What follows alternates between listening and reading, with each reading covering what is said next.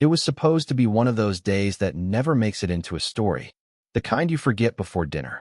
Wake up late, coffee tastes slightly off, keys aren't where you left them.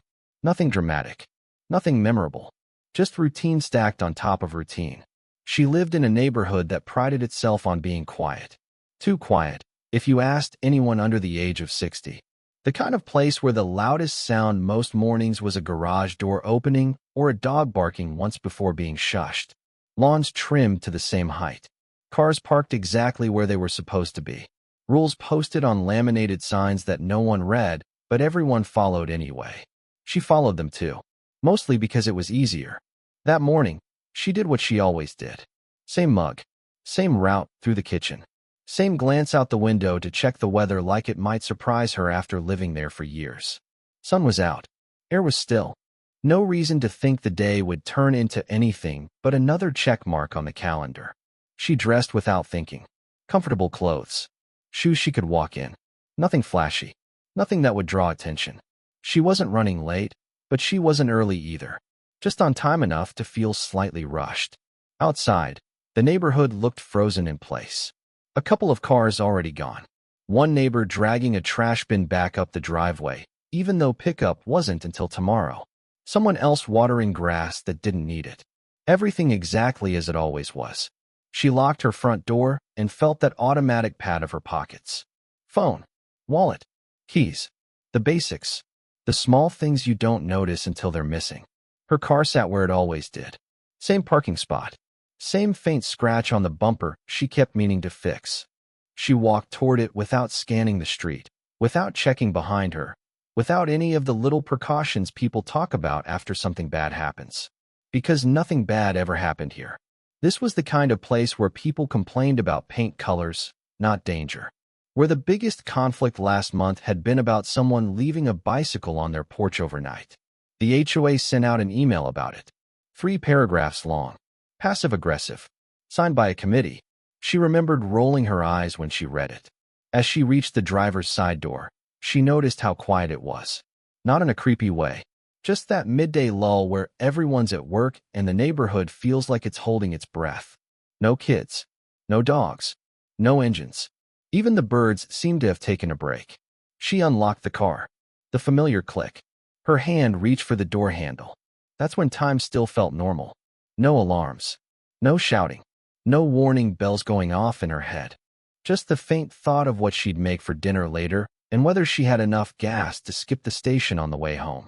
If you'd asked her in that moment what she was thinking about, it wouldn't have been fear. It wouldn't have been danger. It wouldn't have been survival. It would have been something small. Something forgettable. Something like whether she'd left the stove on or if she'd remembered to reply to that message she'd been putting off. That's the thing about days like this. They don't announce themselves. They don't hint at what's coming. They lull you into moving on autopilot, into trusting the pattern, into believing that because yesterday was fine and the day before that was fine, today will be too. She stood there with one hand on the door, body angled just enough to step in, weight shifted onto one foot. A posture she'd taken 1,000 times before without noticing, without thinking, without any reason to think that this time would be different. The air was still. The street was empty. The rules were being followed. The lawn was trimmed. The world was exactly how it was supposed to be. And then something broke that quiet. Not loud enough to register as danger yet. Just enough to feel out of place. A sound that didn't belong in a neighborhood like this. A movement that didn't match the stillness. Something entering her awareness a fraction of a second before her brain could make sense of it. Because normal days don't prepare you for the moment when routine snaps in half and you realize that whatever comes next was never part of the plan, never covered by the rules, never mentioned in an HOA email, never something you thought you'd have to react to while standing next to your car on an otherwise forgettable afternoon when all you were doing was getting ready to drive away and thinking about nothing important at all while the air shifted and something small and fast moved toward her. From the edge of her vision, the moment didn't arrive with drama. It slipped in sideways. A flicker at the edge of her vision. A sound that didn't match anything around it. Not a car. Not a voice. Not the familiar noise of this place. Her brain hesitated, trying to categorize it. That pause mattered. She turned just enough to see movement coming toward her, low and fast, cutting through the quiet like it didn't belong there. Her first thought wasn't danger. It was confusion. Why would something be flying toward her here? Why now? Why at all?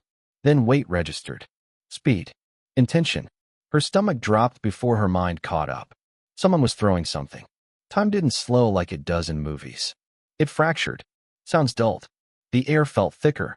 Her body reacted before panic had a chance to settle in. Muscles tightened. Shoulders rose. Hands lifted without instruction. The object spun as it came closer. Dark. Compact. Wrong. This was no accident. She didn't scream. She didn't duck. There wasn't room for either. The distance between noticing and impact was barely a heartbeat. Instinct kicked in, sharp and urgent, overriding thought. Her hands met it. The impact was solid, heavier than expected. Cold metal biting into her palms. For a split second, nothing made sense. Why was she holding this? Why hadn't it exploded already? Why was her body still upright? Then recognition hit. A grenade. The word formed in her head with a kind of sick clarity. Not a metaphor. Not a movie prop. Not a joke. A real one. The kind designed for one purpose. The kind that doesn't care where it lands. Her breath caught. Every cell in her body screamed at once. Heat rushed through her chest.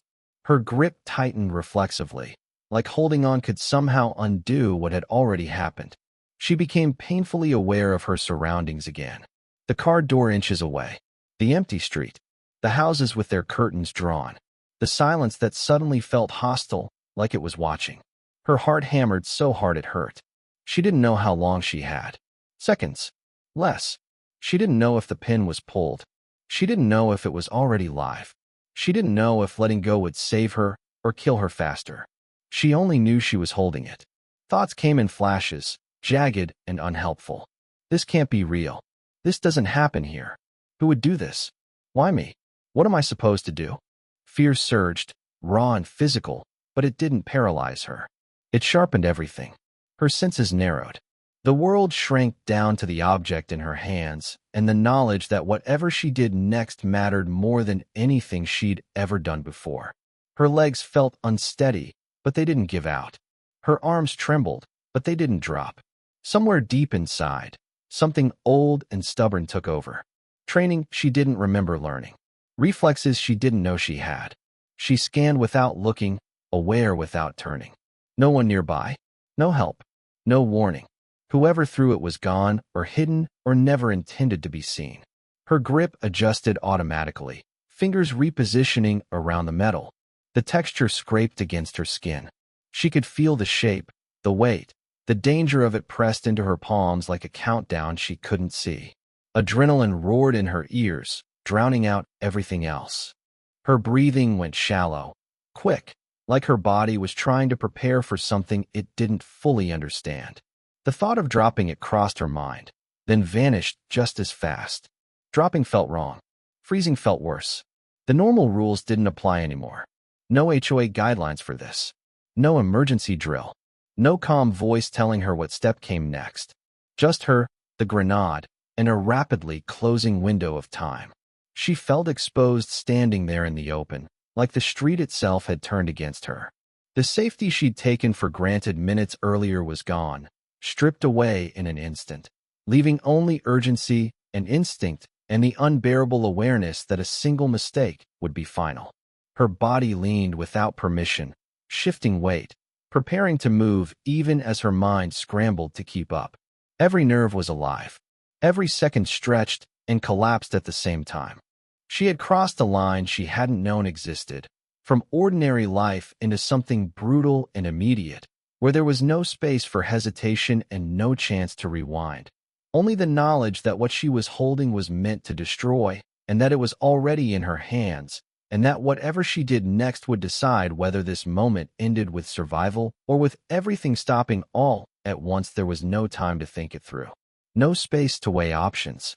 The decision arrived fully formed, sharp and absolute, before fear could argue with it.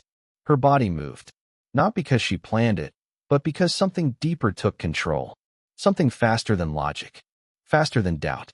The part of the brain that doesn't ask why, only how. She didn't stand there wondering what the safest choice was. She didn't freeze. She didn't pray. Her hands tightened, and her arms moved in one fluid motion, guided by instinct rather than intention. In that split second, the world narrowed even further. No houses, no street, no sky, just distance, direction, and force. She understood those without thinking, the way you understand balance when you stumble or how to catch something before it falls. Her feet shifted. Her weight rotated. Her shoulders followed. Everything aligned. The grenade left her hands almost the same way it had entered them, except now it was going away from her instead of toward her. The motion was clean, controlled, efficient. No hesitation in the release. The moment it left her palms, the cold weight vanished, replaced by a strange emptiness, like stepping off a stair you thought was there. Her hands stayed outstretched for a fraction of a second longer, fingers still curved as if the object might come back. Then her body kept moving. She turned away instinctively, ducking, bracing, reacting to the expectation of impact rather than the sound of it. Her heart slammed against her ribs so hard it felt like it might crack them. Every muscle locked, waiting for the shock wave, the heat, the noise. Her mind finally caught up enough to scream. This was impossible. This wasn't how things worked. People didn't react like this unless they'd been trained, unless they'd practiced, unless they'd been preparing for this exact moment their whole lives. She hadn't. She was just a woman unlocking her car. Her thoughts fractured again, flashing images she didn't want. Fire. Shrapnel. The street ripped apart. Her car shredded. Her body thrown backward. Consequences she couldn't outrun no matter how fast she moved. Her ears rang with the sound of her own breathing, loud and uneven. She crouched low without remembering choosing to, arms raised, head tucked, every instinct screaming to protect vital parts even though she didn't consciously know what was about to happen. Time stretched thin. She waited for the blast. In that stretched moment, everything she'd ignored about her life surfaced at once. The safety she'd assumed, the routines she'd trusted, the idea that danger belonged somewhere else, to other people, in other places. Her chest burned as she sucked in air that felt too thick to breathe. Her skin prickled with anticipation, nerves firing like sparks. She squeezed her eyes shut, not out of fear exactly, but because her body expected light and heat and violence and wanted to meet it braced rather than surprised. The decision she'd made was already behind her. There was no adjusting it now, no correcting course. Whatever followed was out of her hands. Her mind tried to replay the movement, already questioning it. Was the angle right? Was the distance enough? Had she thrown it far enough, fast enough, in the right direction? There was no answer yet. She stayed crouched, frozen in readiness, every sense stretched to its limit. Her shoulders were tight, jaw clenched, teeth pressed together so hard they ached. Sweat broke out along her spine despite the still air. The silence was unbearable. It felt wrong for the world to be this quiet after what had just happened.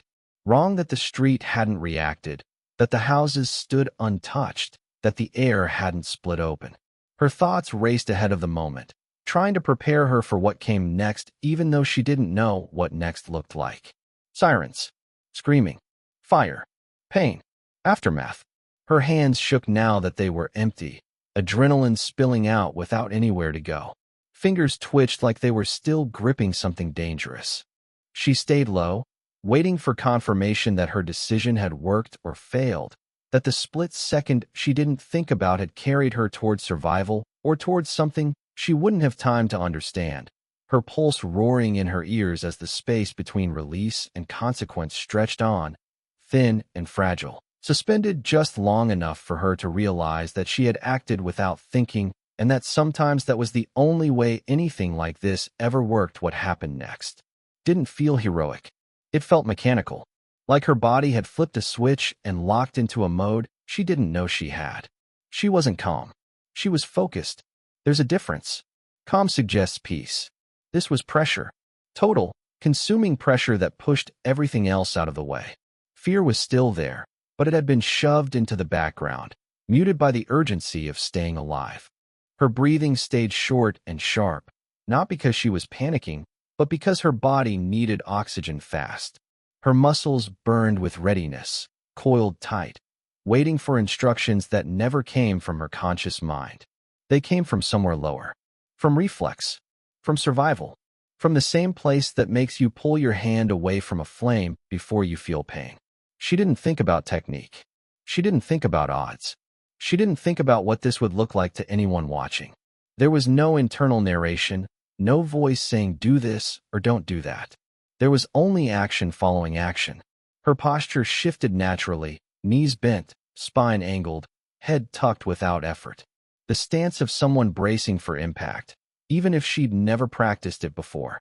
Her body knew how to protect itself in ways her mind never bothered to learn. That's the thing people misunderstand about reactions like this.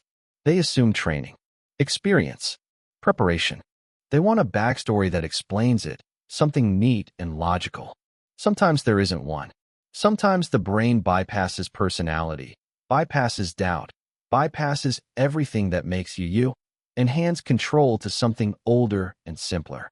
Something that doesn't care who you are, only that you survive. Her senses were tuned high, too high. Every sound felt amplified, every shift in the air noticeable. She could feel her heartbeat in her throat, in her fingertips, in her temples. The world existed in sharp edges and raw input. She was aware of where she was without looking. The car behind her, the pavement beneath her shoes, the open space ahead. Her mind tracked it all automatically, mapping danger and distance in real time. She didn't wonder why she wasn't frozen. There was no room for that kind of self-reflection. That came later, much later. Right now, her body stayed ready, coiled and alert, waiting for confirmation that the threat was over or that it wasn't. Waiting to react again if it needed to. That's what reacting without thinking really looks like. Not bravery, not confidence. Readiness without awareness. Movement without permission. Her hands still trembled, but they stayed steady enough to respond. Her legs felt heavy, but they held. Her jaw stayed clenched, teeth locked tight, as if releasing them might release everything else she was holding back. The adrenaline didn't fade. It surged and hovered, keeping her suspended in that narrow window where time feels strange and unreal. Seconds felt stretched, elastic, unstable. Her thoughts didn't form complete sentences. They came as fragments. Images, sensations, expectations, a flash of light that hadn't happened yet, a sound that hadn't arrived. She stayed crouched, balanced on the balls of her feet, ready to move in any direction. Run, dive, cover. Her body had already prepared for all of it, even if her mind hadn't chosen one. It wasn't courage that kept her there. It was momentum. Once the reaction started, it didn't stop just because the immediate action was over. Survival mode doesn't come with an off switch you can flip at will. She was still inside it, still hyper-aware, still braced, still waiting.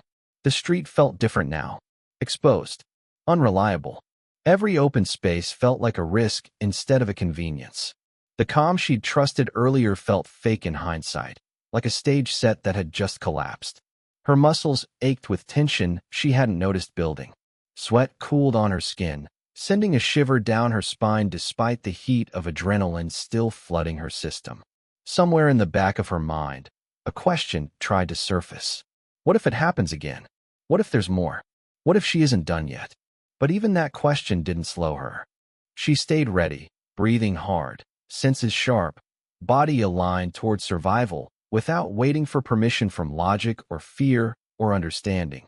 Standing in the aftermath of a decision made without thought, held upright by a reaction she never knew she was capable of using until the moment demanded it, and left no alternative but to respond exactly as she had. The shock didn't arrive all at once. It crept in after, seeping through the cracks once the immediate danger passed, and her body no longer had a single task to focus on. At first, she felt hollow, like something had been ripped out and not replaced. Her limbs were heavy, uncooperative, as if they belonged to someone else. The adrenaline that had held her upright started to drain, leaving behind a strange weakness that made her knees tremble.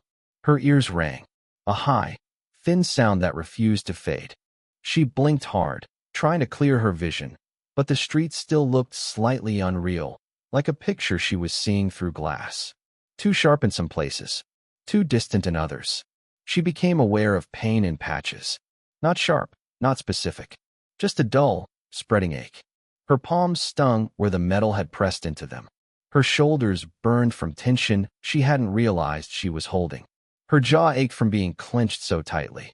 She straightened slowly, unsure whether she should move or stay still. Movement felt risky, like she might break something by accident. Her balance wavered for a moment, and she had to plant her feet wider to steady herself. The quiet returned in full force. Too much quiet. It pressed in on her, heavier now than it had been before. The neighborhood looked exactly the same, and that felt wrong. The houses still stood. The street was still empty. The world hadn't reacted the way it was supposed to. She half expected people to come running. Sirens. Shouting. Something to mark what had just happened as real. Nothing came. Her heart rate slowed in uneven jumps, each beat loud and uncomfortable in her chest. With every breath, the realization settled deeper. She was still alive. She was standing. Nothing was immediately wrong. That knowledge didn't bring relief. It brought disbelief. Her mind replayed the moment in fragments, not as a clean sequence, but as flashes that overlapped and repeated. The movement, the wait, the release, the waiting, over and over, like her brain was trying to convince itself it hadn't imagined any of it. She looked down at her hands. They were shaking now, visibly. Fingers trembling, small involuntary movements she couldn't control. She tried to curl them into fists and found it took effort, like they were resisting her. That scared her more than the explosion had, because this was the part she hadn't prepared for. The part where the danger was gone, but her body hadn't caught up. Where survival mode lingered without direction, turning inward, amplifying every sensation. Her breathing hitched unexpectedly, a sharp inhale she hadn't planned. She forced herself to exhale slowly, then again, trying to ground herself in something basic and familiar. In, out. She noticed details she'd missed before. A crack in the pavement near her shoe.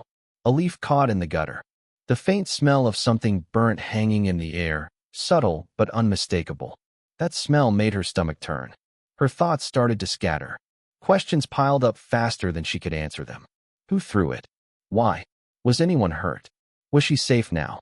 Should she move? Should she stay? What if there was more? Each question landed with weight, pressing down on her chest until breathing felt harder again. She felt exposed standing there, suddenly aware of her own visibility, of how open the street was, of how unprotected she felt without the shield of immediate action. Her legs threatened to buckle again, and this time she let herself lean against the car for support. The metal was cool through her clothes, solid and reassuring in a way nothing else felt. Her reflection stared back at her from the window, slightly distorted. Eyes wide, face pale. A stranger looking back at her. Someone who had done something she still couldn't fully comprehend. She didn't feel strong. She didn't feel capable. She felt shaky and small and overwhelmed by the gap between what had just happened and how normal everything still looked. The shock wrapped around her thoughts, slowing them, blunting the edges. Time felt loose, untethered. She wasn't sure how long she stood there breathing, grounding herself against the car, listening to the ringing fade, and the world slowly reassert itself. Her body kept releasing tension in waves. A shudder here, a sharp breath there, each one leaving her a little more drained than the last. Survival had demanded everything from her, and now it was done taking. What was left behind was exhaustion, disbelief, and the quiet understanding that even though she was standing there alive, something fundamental had shifted, something she couldn't yet name, but could already feel settling deep into her muscles and her memory as the shock continued to unfold without warning, without order, without any clear sense of when it would finally let go. What lingered after the shock wasn't just memory. It was a question that refused to stay quiet, not about how she survived, but about what her survival said about the world she lived in. Because this didn't happen in a war zone. It didn't happen in a place people warn you about. It happened in a quiet neighborhood with rules about parking and lawn decorations and acceptable mailbox colors. That contradiction stayed with her. People like to believe danger has boundaries, that it stays where it belongs, that if you follow the rules, keep your head down, live in the right area, bad things will pass you by.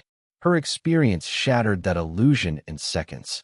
The story spread quickly once authorities arrived, once statements were taken, once the street filled with people who suddenly needed to understand what had happened where they lived. Everyone focused on the moment itself. The throw, the catch, the reaction. But she kept thinking about what came before. About how unprepared everyone was, not just her. About how the systems meant to create order and safety had nothing to say when real danger showed up. There was no protocol for this. No checklist.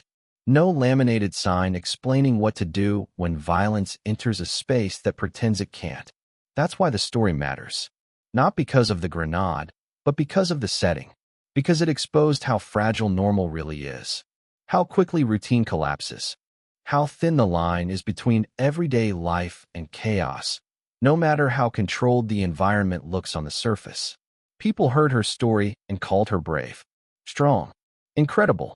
She didn't feel like any of those things.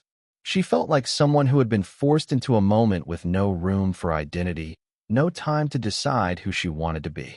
She reacted because reacting was the only option left. That reality unsettled people more than the weapon itself. Because if she didn't need training or warning or preparation to be thrown into that moment, then neither did they. And that idea was uncomfortable. The story also challenged assumptions about who survives and why. There was no dramatic build-up, no destiny, no special signal that marked her as capable of what she did. Just a human nervous system doing what it evolved to do under pressure. That's not a comforting narrative. It suggests that survival isn't always about strength or readiness, but about timing and instinct and circumstances lining up in unpredictable ways. It means anyone could be tested without warning, and anyone could fail just as easily. In a world that likes clear explanations and clean endings, this story offers neither. It raises questions about how we define safety, how we talk about preparedness, and how much faith we place in structures that were never designed for moments like this. It forces people to confront the idea that control is often an illusion maintained by habit and distance from risk. She noticed how people listened differently when she spoke, how conversations shifted, how jokes about rules and neighborhoods and safety landed with less confidence. Something about hearing that danger had shown up in such an ordinary place made people reevaluate their assumptions. That ripple effect mattered, not because it made people afraid, but because it made them aware. The story became less about what she did and more about what could happen anywhere, to anyone, at any time.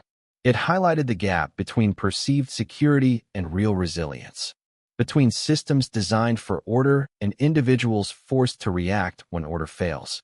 It also reframed the idea of heroism, not as something chosen, but as something imposed.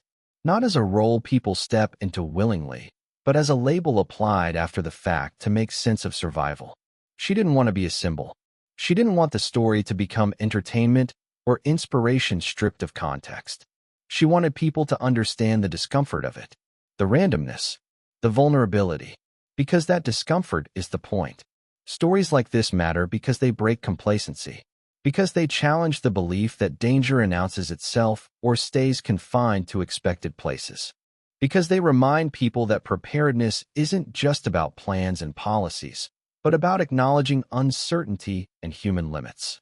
The world didn't change after what happened to her, but the way people saw it did, at least for a moment. And moments like that matter. They force conversations that usually get avoided. They expose cracks people would rather ignore. Her story endures not because of the weapon or the reflex, but because it confronts a shared illusion and leaves it fractured, asking everyone who hears it to sit with the uneasy truth that normal is never as solid as it feels, and that survival sometimes depends on a single unplanned second when instinct takes over, and there is no script to follow and no guarantee that the outcome will be anything other than what chance and reaction allow in that moment.